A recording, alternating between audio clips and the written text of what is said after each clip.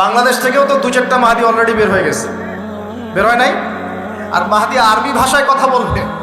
কি ভাষায় কথা বলবে? পাঞ্জাবি ভাষায় কথা বলবে না। আমাদের পাঞ্জাব থেকে একটা মাহাদি বের হয়েছিল ইংরেজদের সময়, ব্রিটিশ আমলে। সে বলেছে আমি মাহাদি, আমি ঈসা। নাউজুবিল্লাহ। এই জুলুম চূড়ান্ত মাত্রায় উঠবে, তখন আল্লাহ রাব্বুল আলামিন মুসলিমদের মধ্যে একজন ইমামকে পাঠাবেন, তার নাম মুহাম্মদ। কি নাম? মুহাম্মদ। তাকে মানুষ বলবে আল মাহদি। এটা তার টাইটেল, মাহদি তার নাম নয়। তার নাম হচ্ছে মুহাম্মদ। তার বাবার নাম হবে আব্দুল্লাহ, তার মায়ের নাম হবে আমিনা, ঠিক নবী সাল্লাল্লাহু আলাইহি ওয়াসাল্লামের মতোই। এবং তিনি মুহাম্মদ সাল্লাল্লাহু আলাইহি ওয়াসাল্লামের বংশধরদের মধ্যেই হবেন। মাহাদি চট্টগ্রাম থেকে বের হবে না, মাহাদি বুয়েট থেকে বের হবে না। বাংলাদেশ থেকেও তো দু চারটা মাহাদি অলরেডি বের হয়ে গেছে, বের হয় নাই? আর মাহাদি আরবি ভাষায় কথা বলবে। কি ভাষায় কথা বলবে? পাঞ্জাবি ভাষায় কথা বলবে না। আমাদের পাঞ্জাব থেকে একটা মাহাদি বের হয়েছিল ইংরেজদের সময়, ব্রিটিশ আমলে। সে বলেছে আমি মাহাদি, আমি ঈসা। নাউজুবিল্লাহ।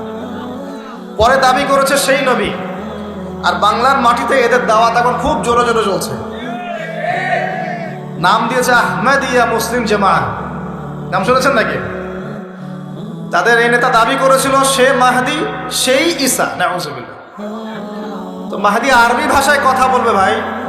আর মাহদি হবেন আরব মায়ের সন্তান, পাঞ্জাবি মায়ের সন্তান না। পাঞ্জাবি ভাষায় কথা বলবে না, বাংলা ভাষায় কথা বলবে না। তিনি মদিনা থেকে আসবেন। কোত্থেকে? তিনি দায়িত্ব নিতে চাইবেন না, বরং পালিয়ে আসবেন মক্কায়।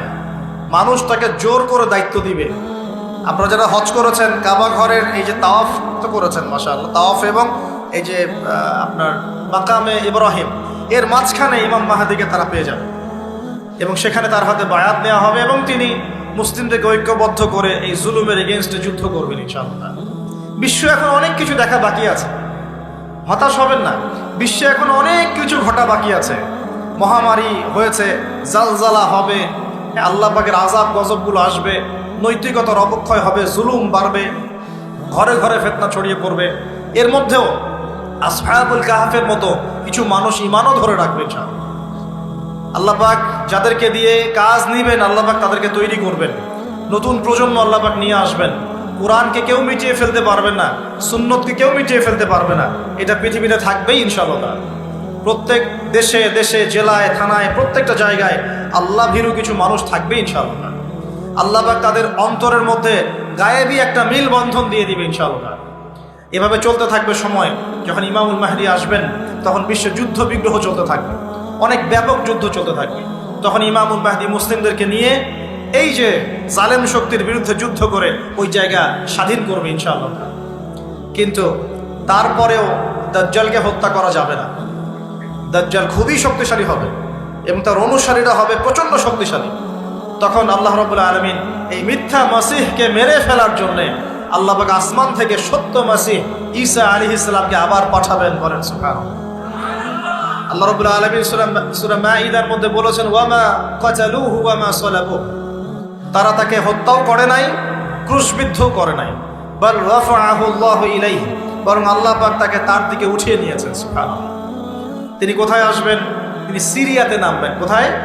সিরিয়ায়। এই যে টার্কি এবং সিরিয়ার জায়গায় যেখানে ভূমিকম্প হলো, সবাই তুরস্ক নিয়ে অনেক বেশি ব্যস্ত। এভাবে একদিনের মাহফিল বলেন আর ওই ইস্যু, পাগল কোন ইস্যু নিয়ে লাফালাফি করে উম্মার বিজয় হবে না। আমাদের সবাইকে যার যার জায়গা থেকে কনস্ট্রাকটিভ কাজ করতে হবে, সবাইকে এফোর্ট দিতে হবে। শুধু একজন দায়ীর দায়িত্ব না, একজন আলেমের দায়িত্ব না, আপনারও দায়িত্ব আছে। তো আপনার দায়িত্বটা আপনি ঠিক মতো পালন করেন না কেন? নামাজ আপনার দায়িত্ব, কোরআন তেলাওয়াত করা শেখা আপনার দায়িত্ব, দিনের জ্ঞান শেখা আপনার দায়িত্ব, জ্ঞান প্রচার করা আপনার দায়িত্ব, আদর্শ পরিবারটা গড়া আপনার দায়িত্ব, হালাল খাওয়া আপনার দায়িত্ব, উম্মাকে নিয়ে ফিকির করা তো আপনারও দায়িত্ব। উম্মা কি শুধু আপনার নয়? উম্মা কি শুধু আলেমদের, আপনাদের নয়? তাহলে আমরা কি সবাই শুধু কয়েকজন মানুষের ঘাড়ে দায়িত্ব চাপিয়ে দিয়ে চলে যাব? এই সমস্যা হচ্ছে আমাদের সমাজে। বিশ্বাস করেন, যদি সবাই একসাথে ঐক্যবদ্ধভাবে ঈমান ধরে রাখতে পারতাম, কোনোদিনও কোনো জালেমের সামনে আমাদেরকে মাথা নত করতে হতো। আমাদের মধ্যে ঐক্য নাই। তো বাস্তবতা হচ্ছে এটা, আমাদের মধ্যে কোনো ঐক্য নাই। যেটা আছে সেটা প্রয়োজনের তুলনায় নিতান্তই অল্প। এক ভাইকে মারলে আরেক ভাই মিষ্টি বিতরণ করে, একজনের উপর জুলুম আসলে আরেকজন খুশি হয়, মিলাদ দেয়। একজনকে সামান্য একটা ইস্যু থাকার না থাক, ইস্যু থাকলে তো কথাই নাই, না থাকলেও জোর করে টেনে বের করবে, করার পরে সারা দেশে একদম মান সম্মান হানি না করলে ঘুম হয় না। এই হলো অবস্থা আমাদের। তো এরা কি মনে করছে যে বিপদ আপদ শুধু এক শ্রেণীর মানুষের উপরেই আসবে? জি না। যখন আল্লাহ পাকের আযাব আসে, দেখলেন না, আল্লাহর যখন আযাব আসে তখন ভালো খারাপ কাউকে আল্লাহ পাক ছাড়বে না, সবগুলোকে ধ্বংস করবে। আল্লাহ পাক সূরা কোরআনেও বলেছেন, ওয়াত্তাকু ফিতনাতান লা তুসিবান্নাল্লাযীনা যালামু মিনকুম খাসসা। তোমরা সেই ফিতনাকে ভয় করো, আল্লাহর সেই পরীক্ষাকে ভয় করো, যা শুধু জালেমদের উপর খাস করে আসবে না, সবার উপরে আসবে। যদি আসমানি গজব, জমিনের বালা আসে, শুধুমাত্র খারাপ ব্যক্তিদেরকে দেখে আসবে না, বরং সবার উপরেই চলে আসবে। আল্লাহ পাক আমাদেরকে বোঝার তৌফিক দান করুন। নবী সাল্লাল্লাহু আলাইহি ওয়াসাল্লাম একদিন ঘুম থেকে উঠে বলছেন, লা ইলাহা ইল্লাল্লাহ, লা ইলাহা ইল্লাল্লাহ, ওয়াইলুল লিল আরাব মিন শাররি ক্বাদ ইখতারাব।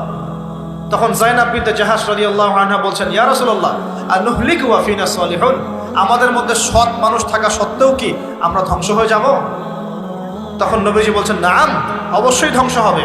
ইযা কাসরাতুল খাবাস, যখন অশ্লীলতা ছড়িয়ে পড়বে তখন আলেম জালেম সব ধ্বংস হয়ে যাবে। আল্লাহ পাক আমাদের সবাইকে হেফাজত করুন বলি আমিন। সামাজিক প্রতিরোধ করে তোলেন, অন্যায়ের বিরুদ্ধে প্রতিবাদ করা শিখেন, সৎ কাজে আদেশ করেন, অন্যায় কাজে নিষেধ করেন, নিজের ব্যক্তিত্ব বজায় রাখেন, ইসলামকে হাসি ঠাট্টার পাত্র বানাবেন না, যার যার দায়িত্ব তার তার জায়গা থেকে পালন করেন। আপোষের মধ্যে অনেক রকম মতভেদ থাকতে পারে, সমস্ত মতভেদ ভুলেও আমরা এক জাতির ছাড়, সমস্ত মতভেদ ভুলে আমরা এক জাতির ছাড়। মনে করেন আমি সঠিক বিষয়ের উপর ছিলাম, সঠিক বিষয় থাকার পরেও মানুষ আমাকে খুব গালিগালাজ করলো, তারপরেও যারা আমাকে গালিগালাজ করেছে উম্মার ঐক্যের স্বার্থে তাদের সাথে বসতেও রাজি আছে। এরকম মানসিকতা থাকতে হবে, উম্মার ঐক্যের স্বার্থে, উম্মার কল্যাণের স্বার্থে। যে আপনাকে থাপ্পড় দিয়েছে ওর সাথেও চলতে হবে আপনাকে, কারণ উম্মা সবচেয়ে বড় বিষয়, আমার ব্যক্তির স্বার্থ বড় বিষয় না। কখনো কখনো বৃহত্তর স্বার্থে ক্ষুদ্রতর স্বার্থ বিসর্জন দিতে হয়। প্রিয় ভাইরা, এটা দাজ্জালীয় একটা সভ্যতার যুগ চলছে এখন, এই ফিতনাগুলো সব ঘরে ঘরে। এখন এখান থেকে যুবক ভাইদেরকে একটু বোঝাই, প্লিজ আমার দিকে দেখেন। দাজ্জাল খুব ভালো করেই জানে যে তার এই বিশ্ব শাসনের পথে বাধা হচ্ছে মুসলিমরা, কারা? আর সে খুব ভালো করেই জানে মুসলিমদের মধ্যে সবচেয়ে বেশি বাধা হচ্ছে যুব সমাজ।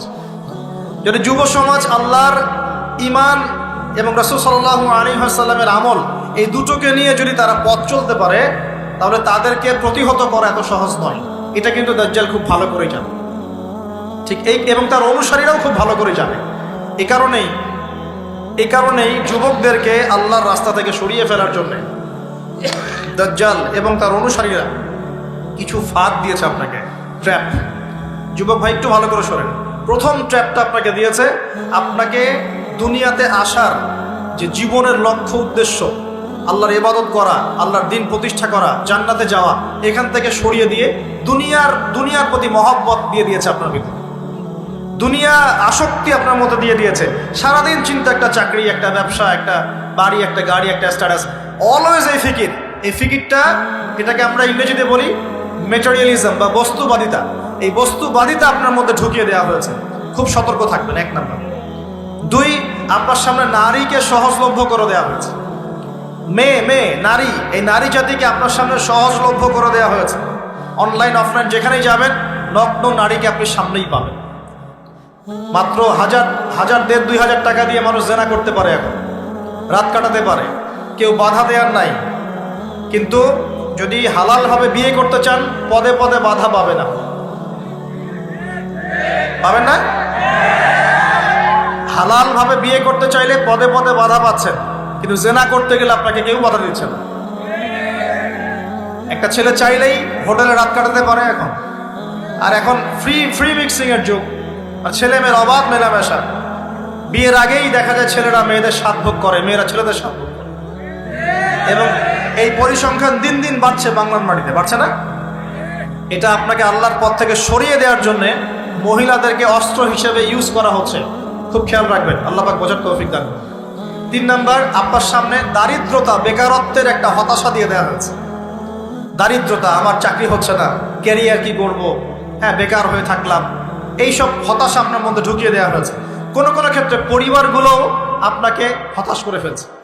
এত টাকা পয়সা খরচ করলাম, টাকা পয়সা দিয়ে পড়ালাম, হ্যাঁ ডিগ্রি সার্টিফিকেট অর্জন করলি, এখনো চাকরি করতে পারিস না, হ্যাঁ কবে বড় হবে, নিজের পায়ে দাঁড়াবি।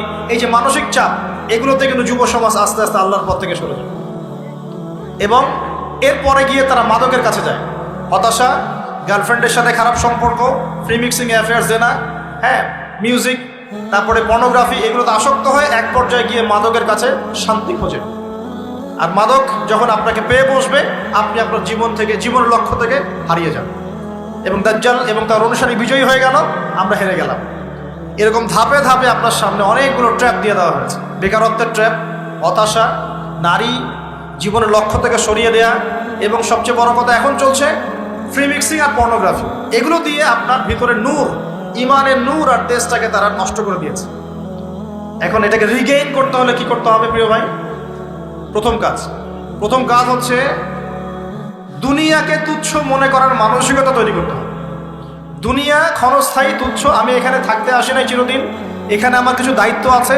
ওয়ামা খালাকতুল জিন্না ওয়াল ইনসা ইল্লা লিয়াবুদুন, এটা আমার দায়িত্ব। আর আরেকটা দায়িত্ব হচ্ছে হুয়াল্লাযী আরসালা রাসূলাহু বিল হুদা ওয়া দীনিল হক লিইয়ুযহিরাহু আলা দীনি কুল্লি, এটা আমার দায়িত্ব। আমার দায়িত্ব আল্লাহর ইবাদত করা, আল্লাহর জমিনে আল্লাহর দ্বীনটাকে প্রতিষ্ঠা করা। এই দায়িত্ব পালন করতে গেলে আমাকে প্রথমে জ্ঞান অর্জন করতে হবে। অতএব যুবক ভাইদের প্রথম কাজ হচ্ছে দিনের জ্ঞান অর্জন করা। কি করা ভাই? দিনের জ্ঞান অর্জন করা। আপনি যে লাইনে পড়াশোনা করছেন করবেন, কিন্তু পাশাপাশি অবশ্যই দিনের বেসিক ফান্ডামেন্টাল জ্ঞান অর্জন করতে হবে। পারা যাবে তো ইনশাআল্লাহ?